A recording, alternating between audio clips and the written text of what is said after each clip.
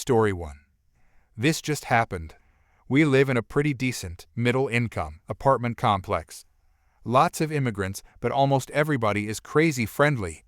Due to the corona, a lot of parents have been letting their children run around like crazy, using the parking lot as their playground.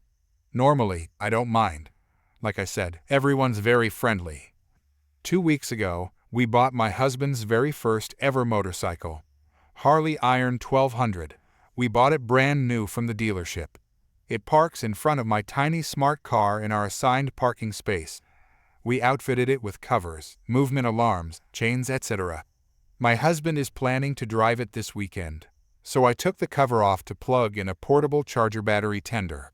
It still has the chains and motion alarms on it, so I left it alone. I was sitting next to our balcony window when I heard the alarms going off. I walk out on the balcony and see this 3-year-old kid climbing the outside of the motorcycle. I rushed down the stairs as fast as I could. I use a cane, so I'm kind of slow. When I got down to the bike, the kid was sitting on it fully and trying to turn the handlebars. The bike has a fork lock which keeps the front wheel locked to the left. He was repeatedly jamming the handlebars to the right, which can damage the bike. I yelled, "Hey, get off that bike!" The kid looked startled and scared, but didn't move. I approached him and said, "It's not your bike. This is not a toy. You need to ask before you can sit on this." I told him to go home and not sit on this bike again. The kid sheepishly crawls down off the bike and runs off towards whichever apartment was his. I checked the bike over. It seemed okay. I was just attempting to climb the steps back into my apartment when I heard, "Excuse me." I turn and see this heavyset, super angry-looking woman clomping towards me with the same kid in tow. The entitled mother asks, "Are you the one who told my son he couldn't sit on this motorcycle?" "Yes, this is my husband's bike. The boy was playing with it with no one around. I told him he can't just climb on other people's vehicles like that." I told him it was okay. He saw the bike when he was playing and asked if he could sit on it. Me? "Ma'am, this isn't your bike. You can't give permission for him to be on it." So, I live in an apartment across the street. I was watching him from my window. He wasn't hurting anything. "Ma'am, he was trying to turn the wheel of the bike with the fork engaged. He could have seriously damaged the vehicle, or worse, dropped it on himself. I don't see how you watching him from across the street will help him when a 900-pound bike crushes him." Entitled mother. He was just playing with it. He wasn't going to hurt anything. Me. Lady, I do not give your kid permission to climb on my bike. Whether you're watching him or not, please tell your son to never do that again. Well, you're not always going to be here to guard it. What's to stop him from playing on it when you're not here? She said it so smugly, like she was challenging me. I pointed to my smart car behind the bike.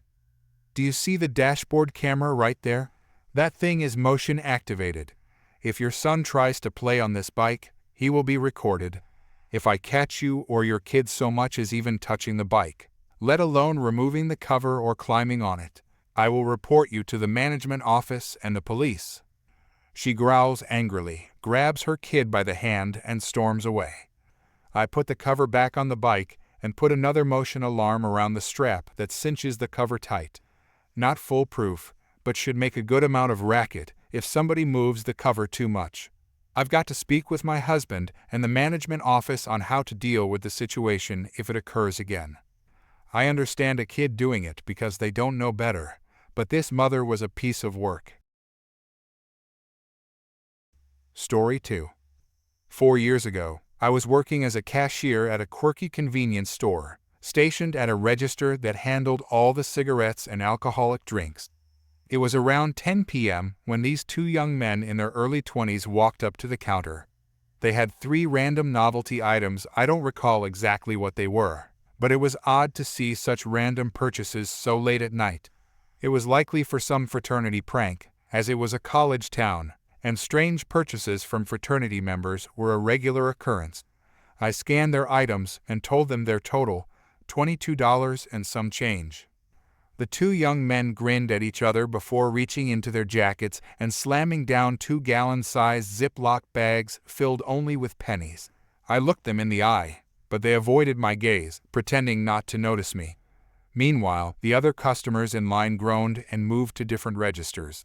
These two guys clearly knew what they were doing, but they had no idea what they were in for. I was prepared for this because I knew it would happen eventually. Smiling back at them, I thought to myself, I'm getting paid for this.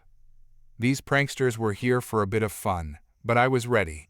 This exchange took place between me, the talkative ringleader, and my friendly coworker. Is this $22 and some change? I asked. Silence.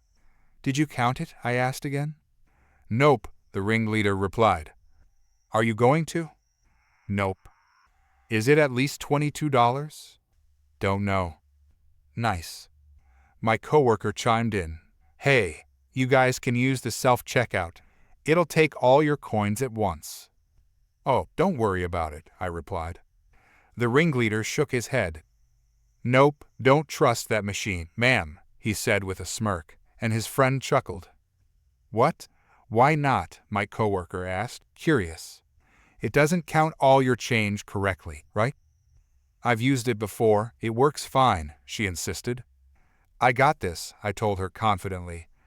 I opened the bags and spilled the pennies across the counter, creating a massive, chaotic mess. It was like something out of a TV comedy show. The two young men kept chuckling, convinced they were getting the upper hand. They muttered to each other, Dude, oh my goodness, yeah, this is so funny. Ignoring their remarks, I started counting each penny, one by one. Soon, my coworker came up to me.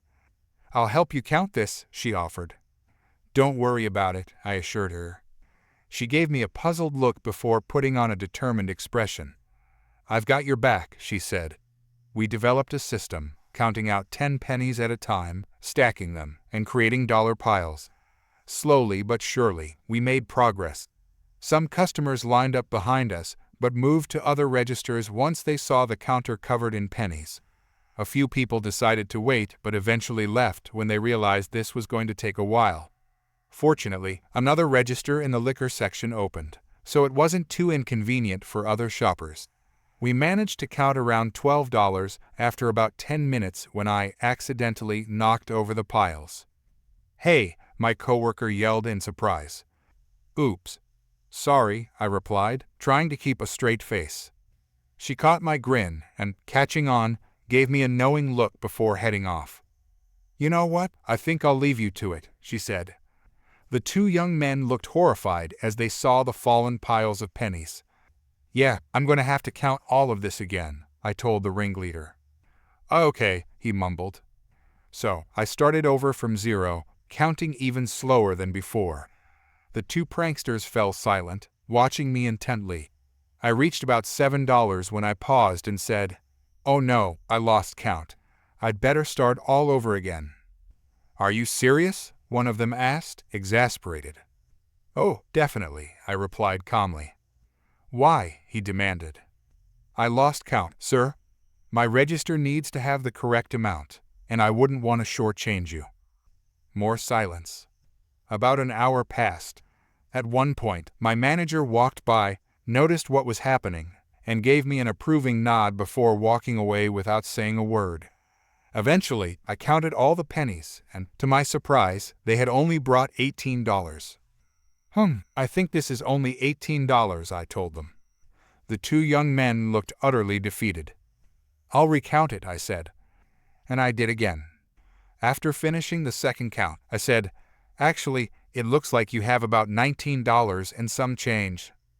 Without a word, the ringleader pulled out a $5 bill and handed it to me. Really? You had cash the whole time? I asked. Just wanted to get rid of my change, he said with a shrug. No problem. I'll recount it again just to make sure we're at 19, since my first count was 18. You've got to be kidding me, he muttered. I shook my head, completely serious. Frustrated, he pulled out a $20 bill from his pocket and tossed it at me. My coworker, witnessing this, gave me a look of pure shock. I, too, was a bit taken aback, realizing he'd had the cash all along. Knowing he'd kept it in his pocket the whole time was a bit unsettling. I completed the transaction, gave him his change, and wished him a good night. The two young men gathered up their pennies and stuffed them back into the Ziploc bags. I didn't offer to help and watched them just as they had watched me earlier. They dropped several pennies on the floor, leaving them behind as they walked out, looking completely drained. By the time I finished, it was past midnight, and I clocked out way later than usual. My coworkers gave me thumbs up and said good night, and even my manager told me, "Good job," which were the only 2 words he ever said to me. I went back to the dorms after a penny-filled night, thoroughly exhausted but oddly satisfied. As strange as it sounds, I wouldn't mind counting pennies like that again. Story 3. I volunteer for an Australian small-town fire brigade which often does burn-offs of public land, and private land if you ask us nicely. I would love to be a full-time firefighter and am planning on becoming one soon. Most of the non-firefighting work I do is in my own small town, and I know most of the people around me. One day, I volunteer for a large-scale burn-off, which is being coordinated by the local council and forest management, which is being conducted in a town which has its own paid firefighters. This absolute degenerate of a human being drags her child over to talk to me, which is odd for a number of reasons. 1. I am currently in full gear and am talking to my captain about how best to begin burning off the bushes. 2. The area was closed off to the public. How did this Darrow get in? And 3. There is a fire 20 meters from us. Either way, this reprobate keeps telling her child to ask me something. This kid is visibly terrified, and rightly so, because we are next to a fire. The kid begins asking me and my captain about the country fire authority, and my captain tells me I have to get her out of here. Kid, mumbling, "Why are you starting a fire?" I start trying to tell the kid about how burning off overgrown bush and scrub can aid in preventing bushfires. But remember that we are right next to a fire. Me, "I'm sorry guys, I would love to chat, but we need you guys to get back to safety." Crazy lady, this is a burn-off, it's safe. No, it's not safe. There is a fire, and it's not safe to have you or your kid hanging around the fire or our appliances. Something like that. No, it's meant to be safe, and if it's not safe, then I'm going to complain to the council that you were conducting an unsafe burn-off near my house. It wasn't near any houses, but it was close to a footy oval and footy was cancelled for it. I try my best to tell her that the fire is under control, but it's not safe to have her and her child next to a going fire. Crazy lady, still refusing to back away, "Why are you being so rude? My son just wanted to talk to a fireman." "I'm sorry, ma'am, but it's not safe for your kid to be here.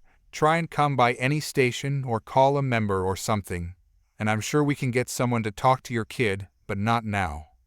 "Screw you. My kid loves fairies and you're being a total jerk." I for sure was as nice as possible. "I'm going to talk to your manager." She really said manager, "and you'll be fired." "I'm a volunteer." Me, "Calm down, miss. You need to leave."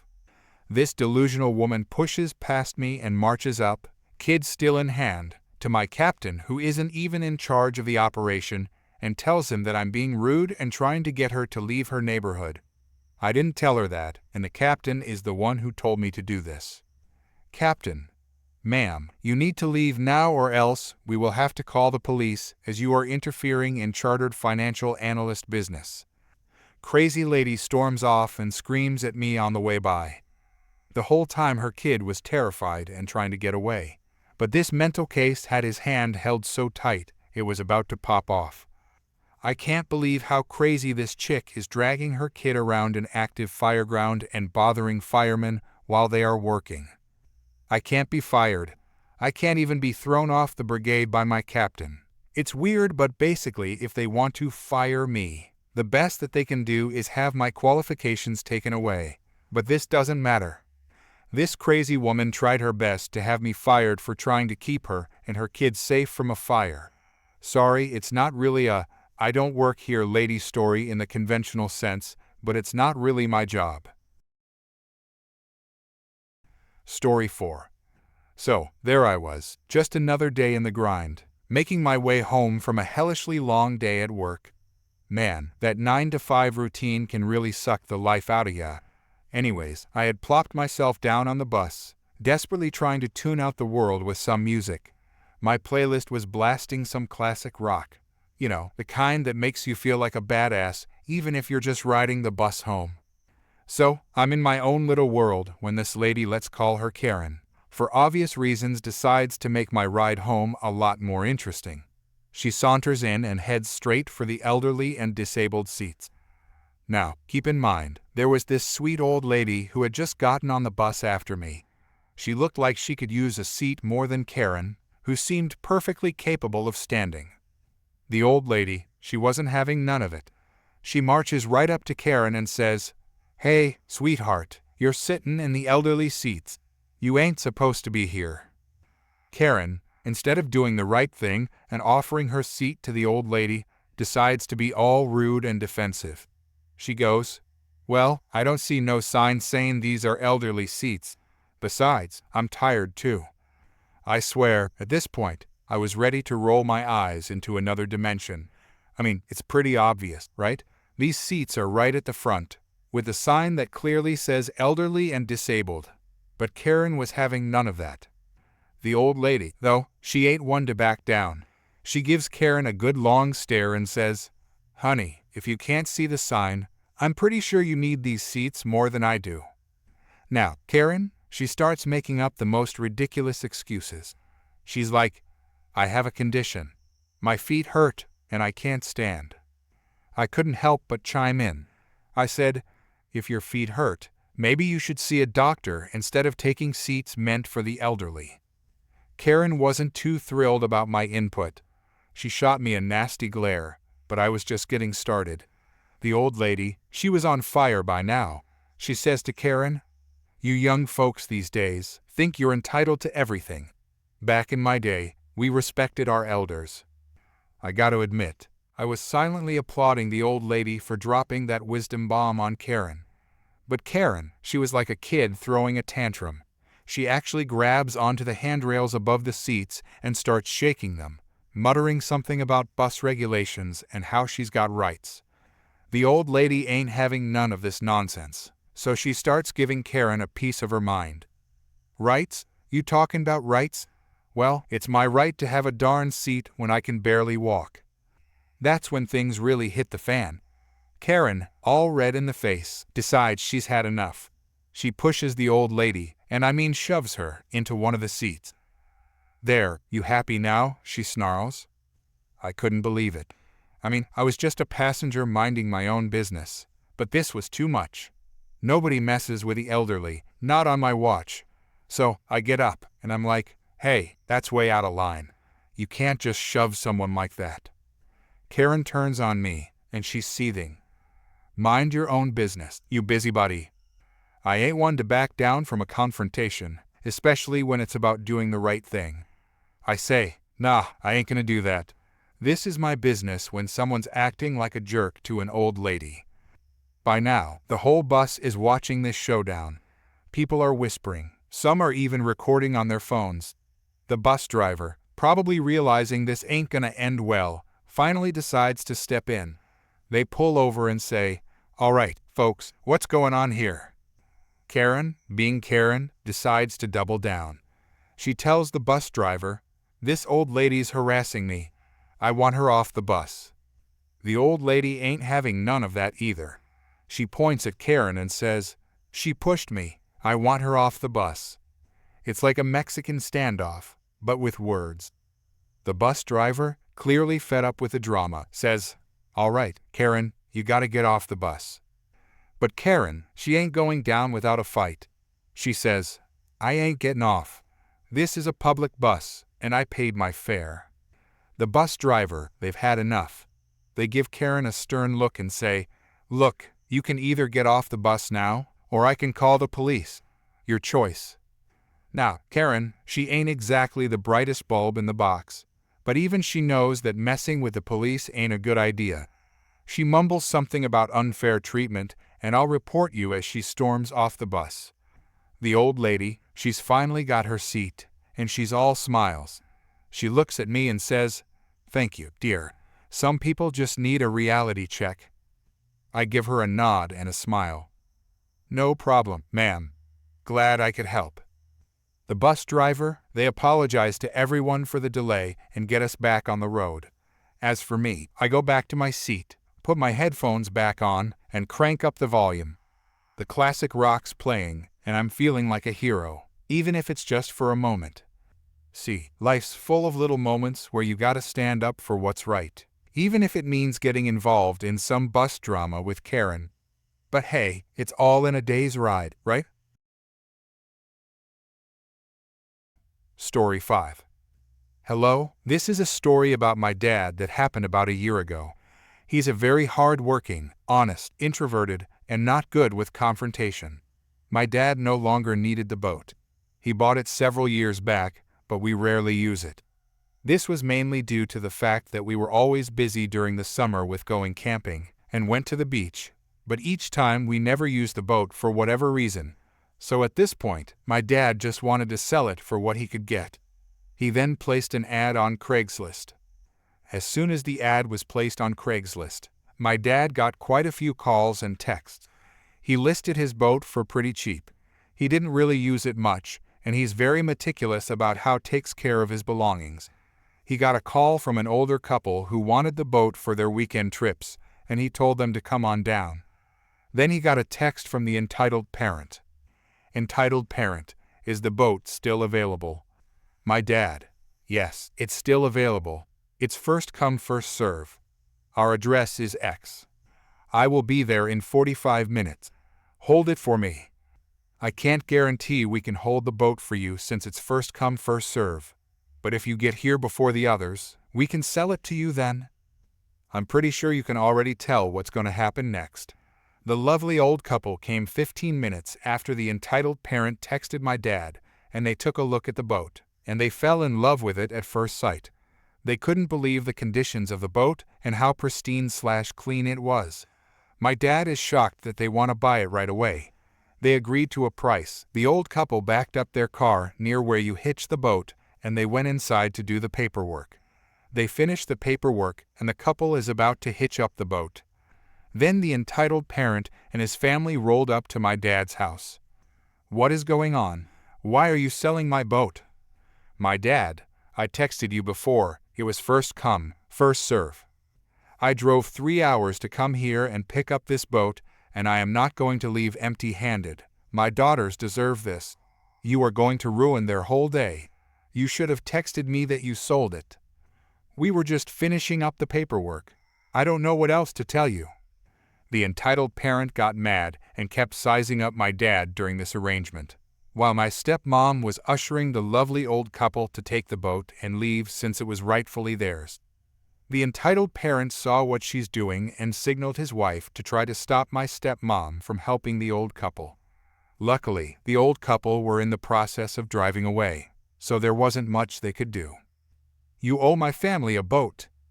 The entitled parent spits his chewing tobacco on my stepmom's brand new VW Beetle. She has always wanted a Beetle and was finally able to afford one after saving up. My dad, someone who's not good with confrontation, snapped.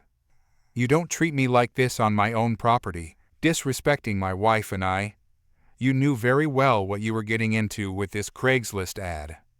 Meanwhile, my stepmom starts to walk over near where the entitled parent's wife and kids were. They were just as bad as the entitled parent. Entitled parent # to the mother. "We texted you 45 minutes ago.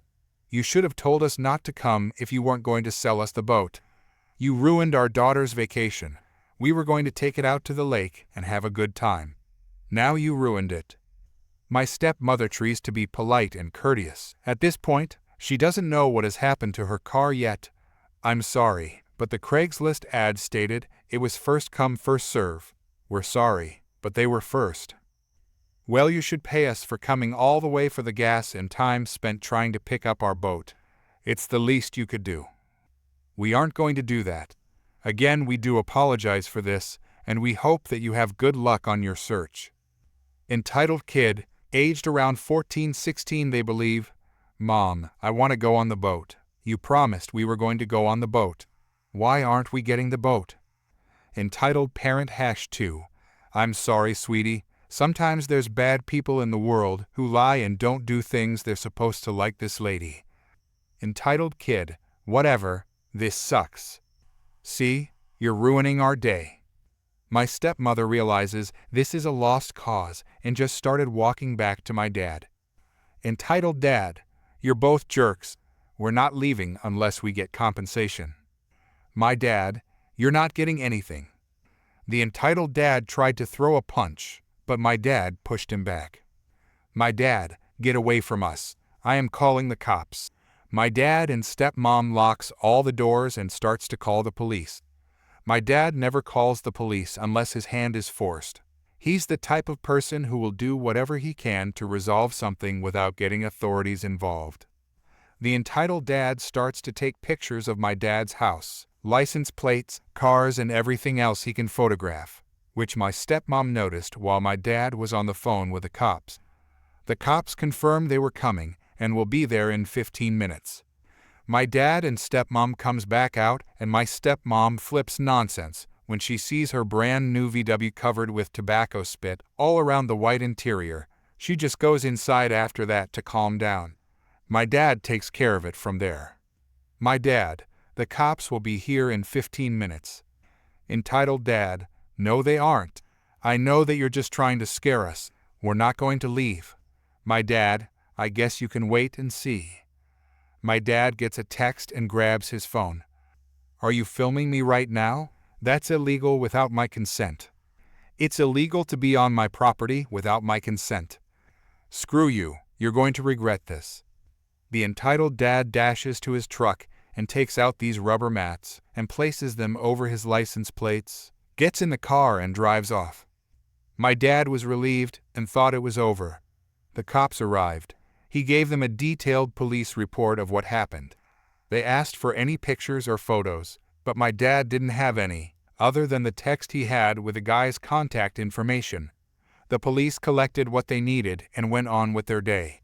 My dad and stepmom again relieved that it was all over. They got to bed and got a great night's sleep. Until the next day, my dad gets swarmed with calls. There's an ad on Craigslist of my dad's old Mercedes listed at $1,000 and is asking to be called and text at my dad's number and email. My dad had to inform everyone that it wasn't a real ad. They reported the post, but at that point it had been up for multiple hours and hundreds of calls later. My dad and stepmom realized what happened. All the pictures he took were objects of theirs. The entitled dad the next day had another ad for my stepmom's brand new VW Beetle, license plate, and all for $2 million. Call now. My dad and stepmom again were flooded with calls for the entire day, reported the post, and got little to no sleep in fear it would happen again. The entitled dad listed ads for the boat, bike, and truck, all being free over the course of the next week. My dad went to the police and saved all the ads, gave it to the police with their contact information, and they said again they would look into it. My dad just wanted peace. After another week of the entitled dad posting all my dad's things on Craigslist, it finally stopped. My dad and stepmom finally had their peace. I found out about it after this occurred and was livid. However, my dad was fine that it had finally stopped. He didn't want the wrath of this piece of trash again, and just hoped for the best for the next person. My dad had to turn away countless people at this door, calling him and texts. A lot of them were families, barely getting by and needing a truck or needing any form of transportation, like the bikes to go to work. It crushed my dad since he's very understanding, especially since they were strung along by the entitled dad, but knew he couldn't help them.